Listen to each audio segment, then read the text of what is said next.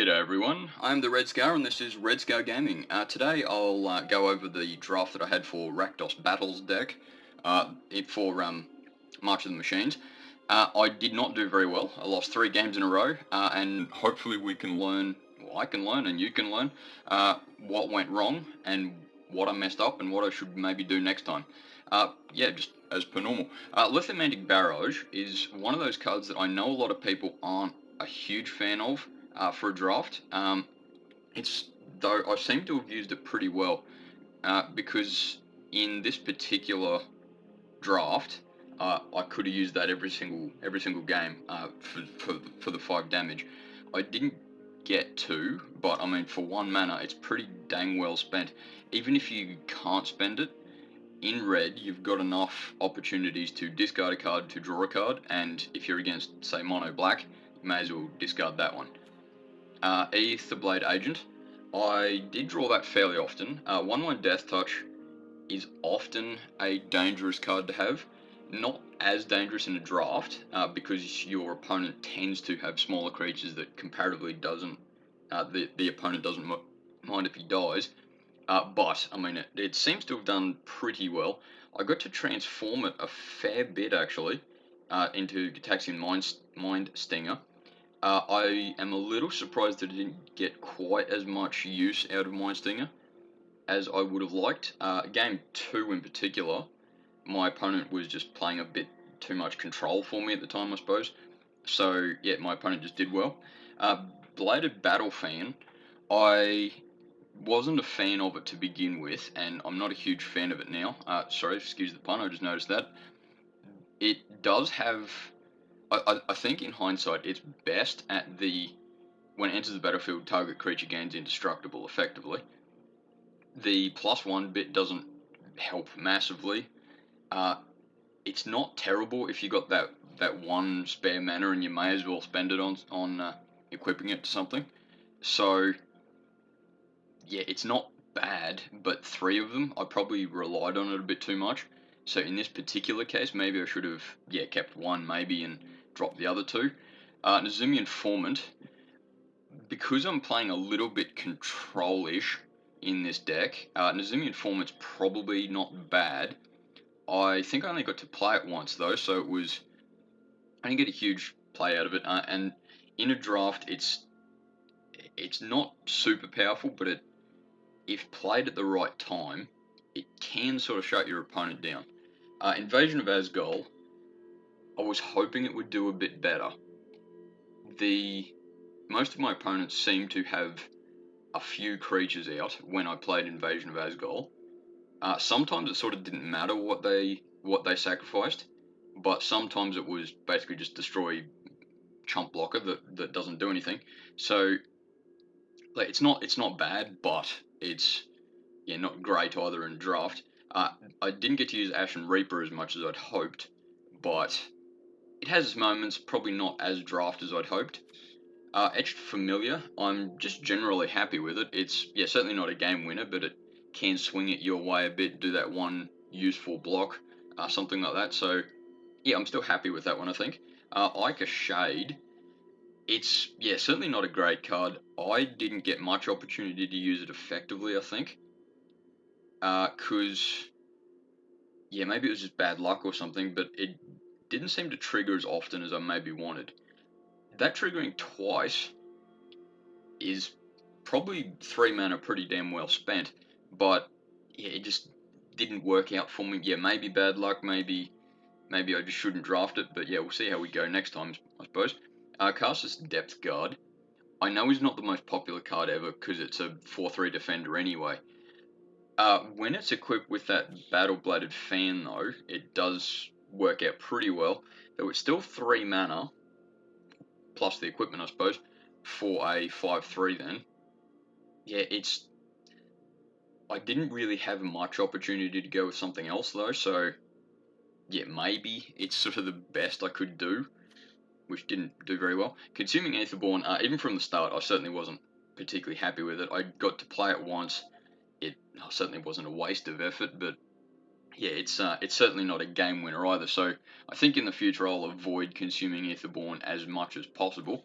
Invasion of Eldraine, I got to play it once, and certainly hurt my opponent at the time, and Prickle Fairies is good. In that particular match, I did make the mistake of attacking with Prickle Fairies, not knowing that one of my opponent's creatures had reach, or sorry, not noticing, I should say. It was my mistake. I probably would have lost that battle anyway, but I probably would have lasted a lot longer if I hadn't messed that up at the time. But yeah, for 4 mana, it's not bad. It did pretty dang well. The War Train Slasher, I don't mind them in a draft for this. The 4/3 Menace is certainly dangerous in the right opportunities, and it can take out battles like whenever it wants, just about. I didn't get to use it terribly well this particular draft, but it's certainly not bad. Stoke the Flames, I don't think I played it at all this particular draft. I'm still happy with it though, because even for the 4 mana just as is, which sure isn't ideal, but it does 4 damage to any target, can be the last 4 damage you need to do to your opponent or destroy target creature, which I would argue is sort of it has a lot of different targets and still be effective, so it's probably worth the 4 mana anyway. If you do happen to have the opportunity to convoke something, which I don't think I really had this particular draft, it's certainly effective, but it's sort of the right time. So it's good anyway, I think. Etched Host Doombringer.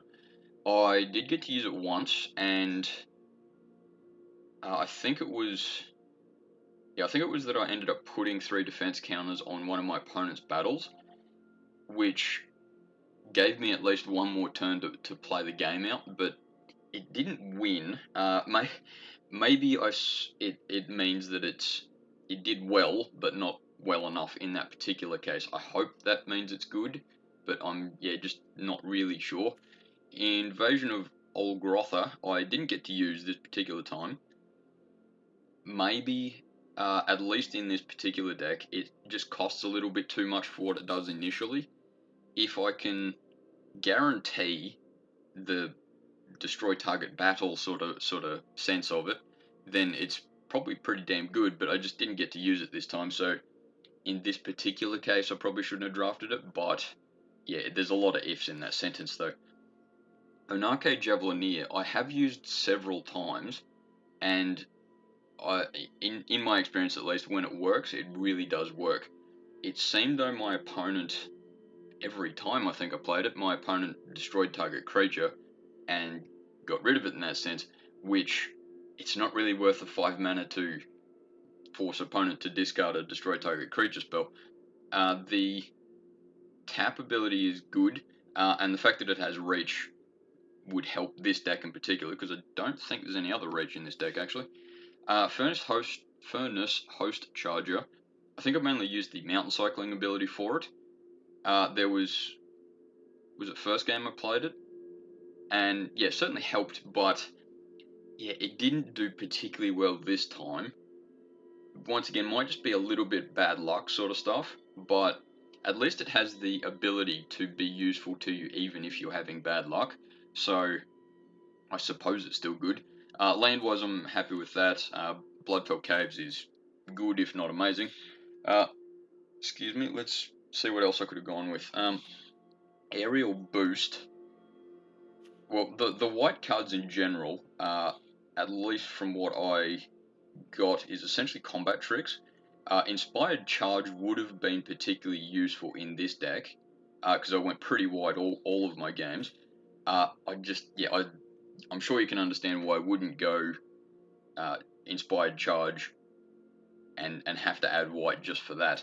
Aerial Boost certainly has its moments. Even for 2 mana, its convoke ability is all but redundant, but it's certainly useful. But I don't think of anything in particular that would have been good. Angelic Intervention, protecting things, once again good, but I'm not going to stay white for that.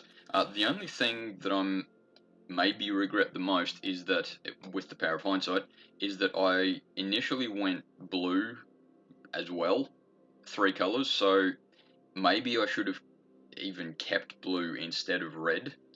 I'm thinking, I'm spitballing here, but yeah, that's very much up for debate. Negate is certainly one of the cards that is useful, if not game winning. I certainly shouldn't have kept 3 if I was going blue at all.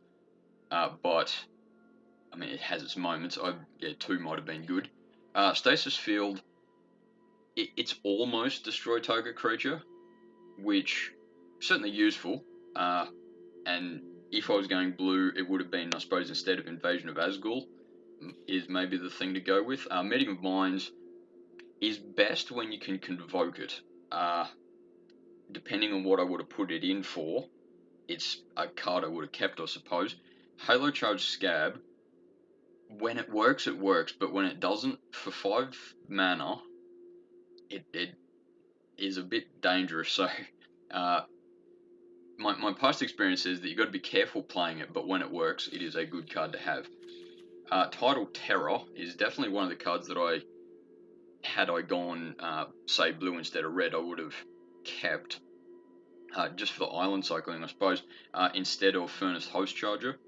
Because even if you do play it for, I think comparatively, Tidal Terror for 6 mana is better than Furnace Host Charger for 6 mana. More effective and all that, because it can sort of almost win the game by itself, but it's definitely not a reason to go blue. Mirrodin Avenged, there might have been a few times I would have used it, but I actually had a fair bit of Death Touch in there, or fairly large creatures anyway. The draw card would have helped, so maybe 2 Mirrodin Avenged instead of, say, the 2 Bladed Battle Fan, maybe.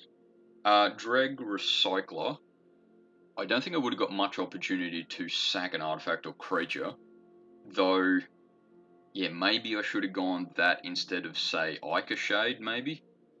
Though, yeah, once again, power of hindsight. And I did say while I was drafting that I was sort of in the position where I had a bit too much in 2 mana cost anyway, so Dreg Recycler wouldn't have been good on that front. Aki Scrap Chomper is, in a draft, I don't think it's that great. For 1 mana, it's a 1/1 that maybe you draw a card once, but I'm glad I didn't keep that regardless of what happens. As I said before about Letharmantic Barrage, it's a really good card if used even once, but yeah, I definitely wouldn't have kept 3. Hang a Scoundrel, it has its moments, but yeah, for 3 mana, I don't think it's terribly great. I love Zada, I've had experience with Zada, but he's not great in a draft as far as I'm concerned, because you need to go a bit wide and a bit instant and sorcery heavy anyway, so that's just not draft material. Or I'm just really bad at this game. Fertilid's Favor, yeah, it's a great card, but yeah, definitely not splashing green just for that. And Phyrexian Archivist is maybe one of the cards I should have kept.